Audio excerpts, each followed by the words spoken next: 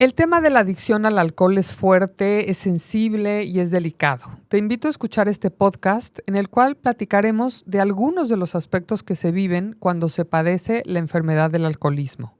Soy Ana Serrano y te recuerdo que en Me Late Escucharte encontrarás temas diversos de desarrollo humano, de bienestar personal, estrategias para fluir mejor y opciones de vida que te saquen de la rutina. También hablamos de situaciones que tal vez no se te habían ocurrido, pero que sí suceden y que siempre hay forma de manejarlas mejor. Al final del episodio te compartiremos recomendaciones de libros, de series y películas relacionadas con la charla de hoy.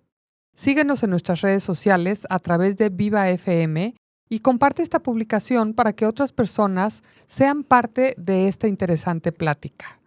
Entre otros puntos, hoy también hablaremos acerca de los rasgos característicos de una persona que padece el alcoholismo.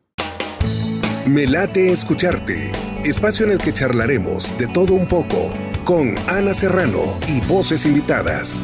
¿Y a ti, te late? Y antes de presentarte al invitado, te hago una pregunta más. ¿Conoces las señales de alarma que indican la presencia de esta adicción? Bueno, pues para platicar sobre este tema, hoy nos acompaña el psicólogo y docente Carlos Hiram Culebro Sosa, especializado en el manejo de los grados de riesgo que genera la farmacodependencia. Él es conferencista con sólida experiencia en el tema de los distintos tipos de adicciones que existen y la manera de enfrentar este problema social. También es autor de recomendaciones a la Comisión Nacional de Derechos Humanos acerca de centros de reclusión para menores y es un participante activo en eventos científicos, empresariales y culturales que abonen a mitigar el consumo de las sustancias enervantes, el alcohol, el cigarro y otros flagelos como la ludopatía. Espero que en este podcast encuentren información relevante sobre la dependencia que provoca el alcohol y algunos de los daños colaterales que genera. Bienvenido, Carlos Hiram, a Me Late Escucharte. Buen día. ¿Cómo buen día, estás? Ana. Muy bien, muy bien. Me da Contento de estar aquí nuevamente. Me da muchísimo gusto recibirte en este podcast, Carlos. Siempre he reconocido esa incansable labor, tu activismo por ayudar a la sociedad. Y pues hoy no es la excepción porque es un tema importante, como lo dije al principio, un tema sensible y donde siempre tenemos muchas dudas al respecto. Y empiezo con una de ellas. En el tema del alcohol, ¿cuándo deja de ser consumo social y se convierte en un problema? Bueno, antes que nada yo quisiera decir que cuando hablemos del alcohol, a partir de este momento, nos vamos a estar refiriendo al alcohol etílico, que es el alcohol ingerible por el ser humano.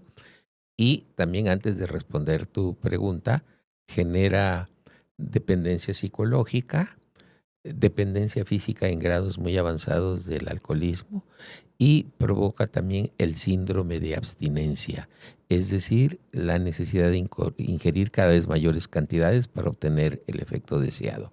En relación a la pregunta, ahora sí, ¿cuándo se convierte en un problema? Cuando el sujeto pierde el control sobre la frecuencia y cantidad que ingiere. Y esto puede suceder a veces en fases muy iniciales del consumo de licor o en fases ya después de muchos años de consumo. No hay una línea divisoria exacta en donde diga a partir de este momento es consumo social y ya es un consumo patológico. Pero el problema se da en todos aquellos que beben, tienen ese riesgo. Entonces, cuando pierdes el control sobre la frecuencia en que lo ingieres y sobre la cantidad. Y la cantidad, sí. Que ya estás pues excediéndote o haciéndolo muy seguido. Así es. Claro, Muy seguido y a veces en grandes cantidades. Aunque el alcohólico ya empedernido, basta un par de bebidas y se emborracha por completo. ¿Por qué? Porque alteraciones que hay en el lóbulo frontal, por decirlo en palabras cristianas, el lóbulo frontal está empapado de alcohol. Entonces una copa más y se vuelve a emborrachar. Porque cualquiera pensaría que al revés, ¿no? Que Así el que es. es alcohólico tiene un aguante bárbaro, pero no. O sea, ya estás tan empapado de alcohol Así en tus es. neuronas, en tu cerebro, que lo poquito que ingieres y pega. cae en la embriaguez, en el estado de embriaguez. Ok, sí, fíjate, eso es interesante. ¿Y cuáles son, en tu opinión, los principales factores de riesgo a los que debemos estar atentos, alertas? Los factores de riesgo. Bueno, hay factores de riesgo de carácter individual, hay de carácter familiar y de carácter social. Por cierto, las repercusiones también se dan en esos tres planos. A veces la familia puede ser una familia más o menos integrada, pero el esposo, el hijo o la hija tiene una percepción muy diferente de su núcleo familiar y puede caer en un problema de alcoholismo. Y lo que yo quisiera agregar, aprovechando que estoy hablando de la familia, es que el alcoholismo se le puede ver como cuando en un vehículo se enciende alguna luz roja en el tablero del carro. Quiere decir que algo está funcionando mal en el motor. Puede ser falta de aceite o cualquier otra falla. Así es el problema del alcoholismo. Es el síntoma de que en la familia algo no está funcionando bien. Un fenómeno que se da con relativa frecuencia, yo lo padecí en una ocasión, es que se solicita la presencia de la familia muchas veces para tratar al alcohólico. Y no es raro que los padres lleguen a boicotear ese tratamiento sin que se den cuenta. Quisiera explicar por qué. Por decir algo, el alcohólico es el hijo, el padre tiene otra casa, la madre crisis de angustia por ese dinero que cada vez alcanza para menos, por la situación del esposo, una hija con algunos problemas, soltera, tiene un hijo, sabe quién es el papá, tiene un segundo hijo, pero no sabe quién es el padre de ese segundo hijo que tiene. Y en ese contexto, cuando aparece el joven adicto, entonces toda la culpa en esa familia recae nada más en el alcohólico. Los demás se ven puros, íntegros, sin manchas. Inmaculados. Entonces, el padre ya no se da cuenta a lo mejor de su propio alcoholismo, por agregar un dato más. Y cuando en la terapia se empiezan a analizar las situaciones de la familia, el alcoholismo del padre que ha propiciado la adicción en el hijo, hay intentos, insisto, a veces sin que los integrantes se den cuenta, de sabotaje. Yo tuve el caso de un muchacho que cumplía 1 año de abstinencia de alcohol y marihuana. Y su papá, con la mejor de las intenciones, le obsequió una botella de tequila para que lo celebrara con sus compañeros. Es una situación absurda, sí, pero es este deseo de él es la oveja mala de la familia. ¿Como para que lo siga haciendo? Para que lo siga haciendo. Ay, impensable eso. Es impensable, pero se da. Y esta situación que yo viví es un ejemplo de ello. Es relativamente común. No lo dudo. Bueno, y entonces, ¿cuáles serían las señales de alarma más comunes? Bueno, las señales de alarma es cuando la persona, el esposo, el hijo o la hija, que también se está dando el problema en el sexo femenino, niegan el consumo de alcohol. Bajo sus efectos muestran una conducta muy característica: fanfarronear, negar el alcohol y sentirse ídolos, héroes o conquistadores bajo los efectos del alcohol. Entonces, este es un signo muy claro de que este problema puede caer en un alcoholismo ya patológico, no un consumo social. Moderado. ¿Y qué caracteriza a un alcohólico?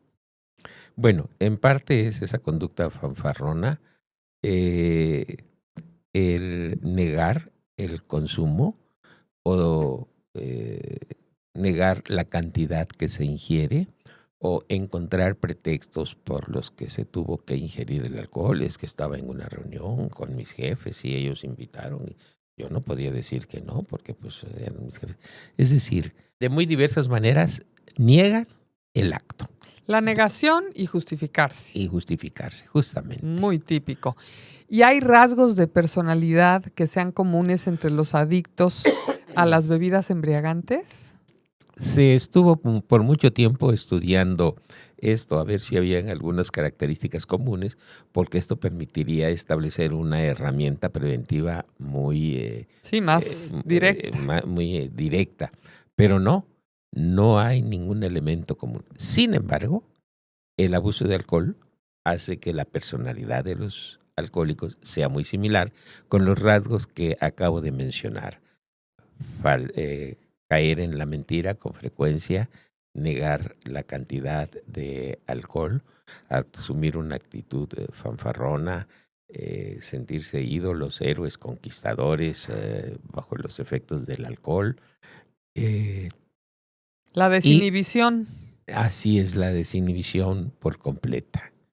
¿E influye, Carlos, la edad de inicio?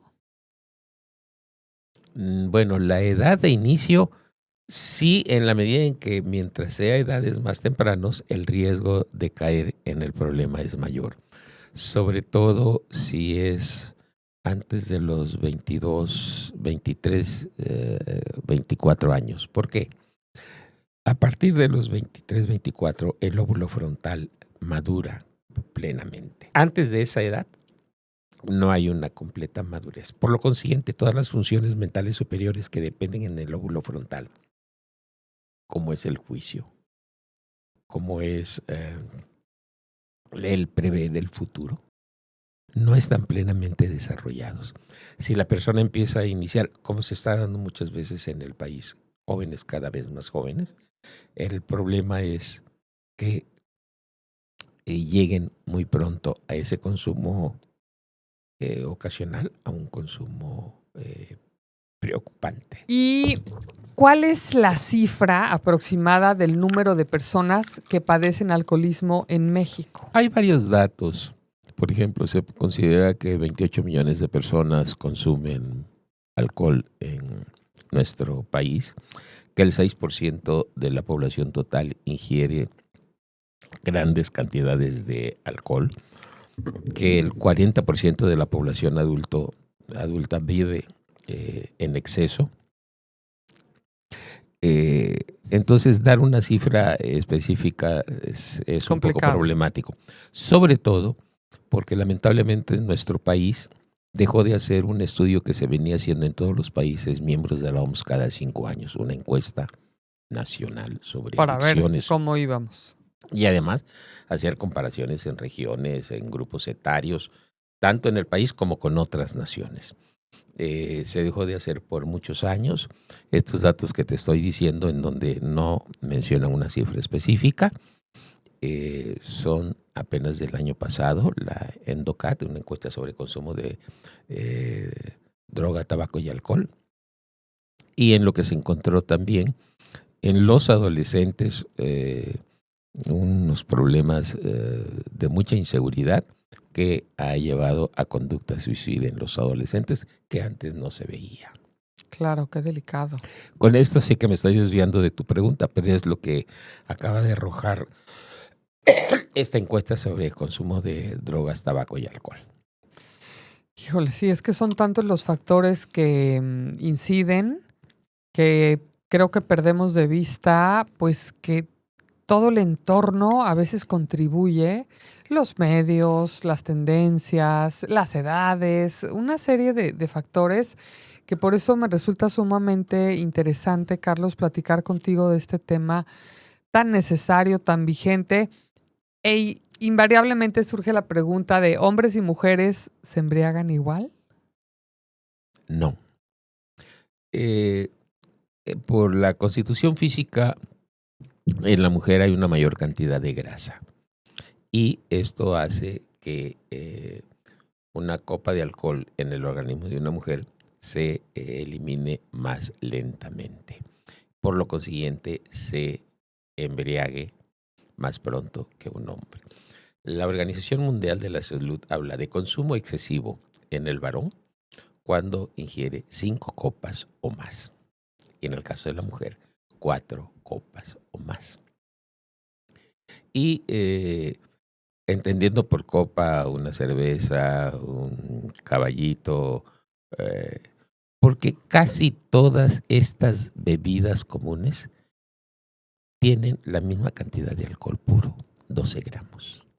Algo que es un dato poco conocido y alguien va a decir, no, el tequila emborracha más. No, la cantidad de alcohol puro es justamente la ¿La misma. cerveza tiene lo mismo? De alcohol puro, sí.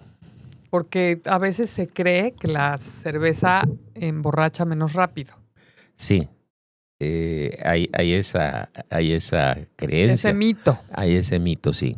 La cantidad de alcohol puro es la misma en casi todas las bebidas. Por eso la OMS dice 4 copas o más en la mujer para consumo excesivo y en el hombre 5 copas o más, entendiendo copas todas la mayoría de las unidades de bebida.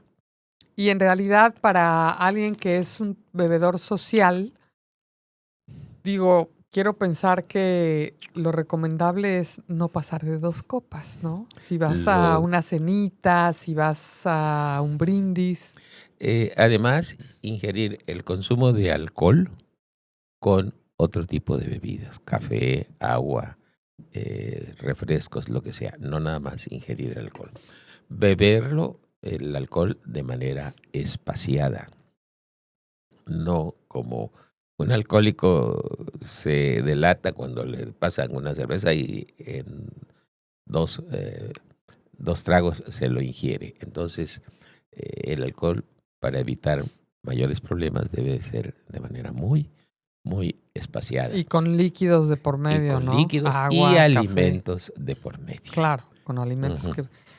Y bueno, la sociedad tiene su postura respecto al alcohol. Se le llega a considerar menos peligroso que otras drogas. ¿Eso también es un mito? Sí, porque el alcohol puede ser mucho más peligroso en función de la cantidad y calidad del alcohol que se esté ingiriendo. Sobre que todo está la más a la mano. cantidad. Exacto. La sociedad, en nuestro contexto, ha guardado una actitud muy ambivalente. Actualmente está en proceso de cambio.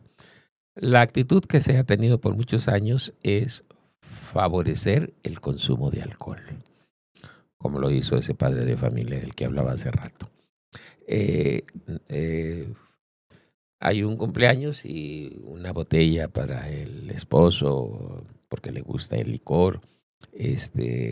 En cualquier festividad, estar presente algunas bebidas de este tipo. En fin, se fomenta su consumo, pero se rechaza al alcohólico. Es una ambivalencia, como bien lo dices. Es una ambivalencia, pero contradicción. está en proceso de cambio porque en función de todas las repercusiones individuales, familiares y sociales del alcohólico, cada vez más hay en la sociedad un rechazo al consumo de alcohol. Pero qué contradictorio, ¿no? Pero Porque por acá contradictorio. te lo fomento y por acá te lo critico. Así es, cuando ya te pasaste de la raya. ¿Y cuál es la actitud más común en la familia del alcohólico? Bueno, hay varias actitudes y a veces la familia pasa de una actitud a otra. La actitud más frecuente es una conducta emocional. Vamos a suponer que es una familia en donde el esposo es el alcohólico y hay varios hijos pequeños. La respuesta es emocional en el sentido de que la esposa le pide que se vaya de la casa, que ya no se puede vivir en ese hogar, que es un borrachote, etcétera, etcétera. Tiene la ventaja de que la esposa en este caso está descargando su inconformidad, pero tiene la gran desventaja que a veces, sobre todo si hay hijos pequeños, pues se enteran de esta situación que no es nada favorable para los pequeños. Esta es la respuesta más común. Hay otra actitud que es la actitud tolerante. La esposa ya se dio cuenta que su pareja es un borrachote y permite que se emborrache, que llegue tarde, que lo corran del trabajo, consigue otro, lo vuelven a correr, pero lo tolera. A veces la actitud emocional, en donde a veces se involucra a los hijos, también los hijos reprochan a papá, se pasa a esta actitud tolerante. Y otra actitud que a veces se va cambiando es controlador. Tratan de evitar el contacto del alcohol y el esposo. Si vienen los amigos de tu papá, diles que no está. Llegan los amigos y esconden las botellas. A ver, vete a comprar una botella de tal bebida. Y la mamá le dice al hijo, ahí dices que ya estaba cerrado la tienda. Entonces, tratan de controlar. Que tampoco es solución eso. Tampoco es solución y a veces una situación emocional pasa a otra conducta y después pasa a otra, pero no se resuelve. No son efectivos. La otra es muy parecido al evitador, el inactivo, como si el esposo no existiera. Indiferencia. Total indiferencia. Ya, es un alcohólico, ni modo. Dice la esposa, es mi cruz. Muy mexicano. Así es. Entonces, todas estas actitudes pasan a veces la familia de una a otra, se involucra a los hijos, pero cuando es el hijo el alcohólico, hay una actitud muy común, sobre todo en la madre, tolerante. Oye, dice la vecina, tu hijo llegó anoche y como que venía pasado de copas porque venía tocando el claxon y entró como a 60 por hora aquí al fraccionamiento. No, venía un amigo de él, venía manejando. No, mi hijo venía perfectamente bien. ¿Y por ¿no? qué? ¿Por qué? Por evitar la vergüenza de que a lo mejor que quede mal. Que quede mal, ¿no? Entonces, tolerante de, ay, mijito, anoche llegó borracho, le voy a hacer su caldito que le gusta y le curo la cruda. Le curo la cruda y le voy a dar dinero, se la hubiera gastado anoche para que vaya por unas cervecitas al mediodía. En fin. Se hace el círculo vicioso. Tolerar la conducta. Y es más, incluso es más común con el hijo, pero también puede suceder con el padre, ¿no? Es decir, apapachar el alcoholismo.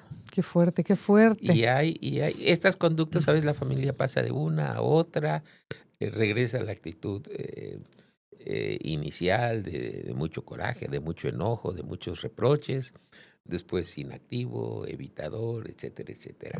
Con muchas fluctuaciones emocionales. ¿Y cuándo es momento de acudir a un especialista, Carlos? Bueno. ¿Y a quién? Cuando se está tomando sin control. Y a veces cuando el sujeto siente que va para allá. El especialista, no hay un especialista en alcoholismo. Pero esto tiene que ver con el psicólogo, con el psiquiatra, con la enfermera psiquiátrica. Es mejor si es el tratamiento con un grupo interdisciplinario. Entonces, en donde incluso el médico da su punto de vista sobre los problemas en la salud, el psicólogo toda la situación emocional que pudo haber propiciado esto o que está favoreciendo el consumo. El psiquiatra dar algunos tratamientos medicamentosos para disminuir las alteraciones emocionales, en fin. Trabajo social para ver cómo tener un contexto más adecuado, cómo debe evitar a sus amigos, los borrachotes con los que siempre se va a embriagar. Entonces es deseable. Sin embargo, una institución que ha dado excelentes resultados son los grupos de alcohólicos anónimos, donde no hay médicos, no hay psicólogos, son grupos de ayuda mutua. Sociedad. Sí, los alcohólicos refieren los problemas que han tenido con las bebidas embriagantes y eso fortalece a los demás Decir, pues eso también me ha pasado a mí, yo también estoy en esa situación. Darte cuenta que no estás solo, que no eres el único y que hay personas que lo han superado. Así es, hay un sentido de cohesión muy importante y es la mejor institución no lucrativa con excelentes resultados en el mundo entero.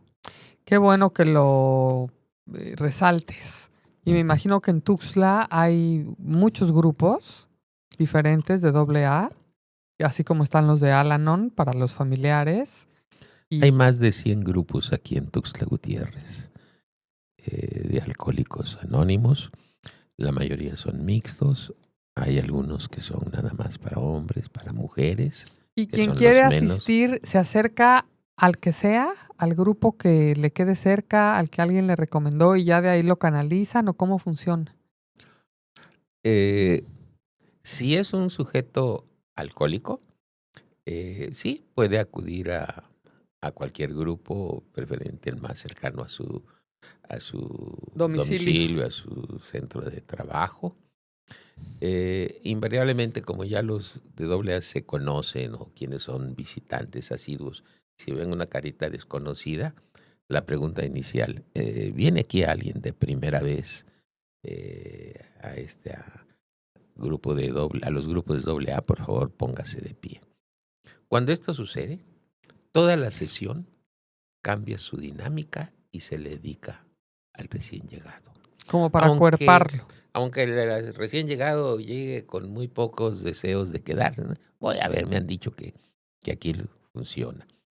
Pero en la medida en que todo se centre en él y bienvenido y por aquí, por allá, Siente el apoyo. Siente el apoyo. No hay el reproche al que está acostumbrado en su familia. De, oye, ¿por qué? Sí, borrachote, por aquí, etcétera. Al contrario, empatizan con él. Fácilmente. Qué importante. Bueno, ¿y qué estrategias de prevención tú puedes mencionar brevemente que sean eficaces de prevención del alcoholismo? Bueno, lo importante es dar información veraz, oportuna, a todos los sectores de la población sobre las repercusiones que ocasiona el alcoholismo. Pero en esta información es mejor darla de boca a boca, en donde se dé una información básica y se respondan las inquietudes de las personas que a veces tienen ideas totalmente distorsionadas de no, el alcohol no debe ser tan malo porque es una bebida legal, lo cual el argumento es válido. Pero lo que no es válido es que el que sea legal no quiere decir que no sea nociva para la salud. Entonces, esta es una estrategia muy general que se puede adaptar a diferentes contextos. Alguna vez tuve la oportunidad de participar tras la raya, una reunión de muchos jóvenes que los invitaron a reunirse y platicar y convivir sin alcohol. Y entonces el sentir de muchos de ellos al término de la reunión, caray, si se puede uno divertir sin necesidad de alcohol. Sí es posible. Sí es posible, ¿no? Y habíamos algunas personas que estábamos viendo nada más lo que sucedía, una plática entre jóvenes como a veces las tienen, sin necesidad de alcohol, y eso ha dado resultado.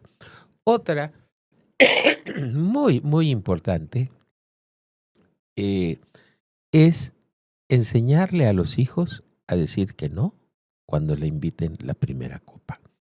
A los hijos se les enseña a caminar, montar bicicleta, etcétera, etcétera. Pero no se les enseña cómo decir que no cuando le ofrecen la primera copa en la adolescencia o preadolescencia. Y obviamente que ese no muchas veces va acompañado de burlas, no eres hombrecito. Insistencias. Y no, la actitud, como se llama, como se utiliza la técnica de disco rayado. Oye, tómate. No. Oye, te regañan en tu casa si te tomas, ¿verdad? No eres hombrecito. toma esta copa, mira, es nada más una cerveza. No, gracias. Pero no, gracias. No, gracias. Disco rayado. Sí, Y claro. funciona. O en otro momento. Ujú. Carlos, qué tema tan interesante. Se nos están acabando los minutos. ¿Hay algún libro, alguna serie o película que nos quieras recomendar relacionada con este tema? Bueno, elogio en boca propia, dicen que es vituperio, pero hay un librito de mi autoría que se localiza en muchas bibliotecas públicas porque ahí las he distribuido. Muy breve, muy pequeña. Yo lo hice precisamente para que sea leído por jóvenes que cada vez más muestran un mayor interés en las imágenes que en la letra impresa, y se llama Mujer y Alcohol, una cruda realidad. La encuentran en muchos sitios, en la biblioteca de muchas escuelas preparatorias o bibliotecas, Jaime Sabines, la Biblioteca del Congreso del Estado y muchas otras instituciones más. Insisto, es muy breve. ¿Todavía tienes ejemplares? Por si alguien que está siguiendo este programa te quisiera pedir uno, ¿todavía tienes? Tengo algunos ejemplares. ¿Algún número donde te pudieran localizar? Sí, cómo no, 961 143 0571. Me permito repetirlo, 961 143 0571. ¿Y en las plataformas te encuentran en redes sociales? Sí, estoy en Hotmail, básicamente, como Carlos, todos mis dos nombres unidos en minúsculas, Carlos Hiram, el número 9 como el número, @hotmail.com. Pues Carlos Hiram Culebro Sosa, de verdad, gracias por esta charla. Un tema que da para muchísimo, se quedan varias cosas pendientes. Espero que lo retomemos más adelante, pero sobre todo te agradezco el que sigas esta labor tan importante en Tuxtla Gutiérrez de apoyar a las personas que están cursando la enfermedad del alcoholismo o algún tipo de adicción, de apoyar a los grupos de AA, a los grupos de Al-Anon y a todos los que se suman para pues tratar de mitigar las consecuencias de estos flagelos sociales, porque vaya que lo son. ¿Cómo te quieres despedir? Quisiera mencionar una frase de un señor Johnson, experto en el tema del alcohol, que decía: en la botella la inconformidad encuentra satisfacción, la cobardía confianza y la timidez valor. Uf. Gracias, Carlos. Gracias de verdad y muy pronto estaremos nuevamente charlando sobre este tema y muchos más. Con muchísimo gusto, Ana. A dejar cosas muy positivas. Soy Ana Serrano, me despido de ustedes. Les pido que difundan, que compartan, que comenten, porque vaya que son temas que a todos nos interesan. Hasta luego. Que nada te detenga. Comparte y síguenos en nuestras redes. Viva FM. Viva FM. Siempre contigo.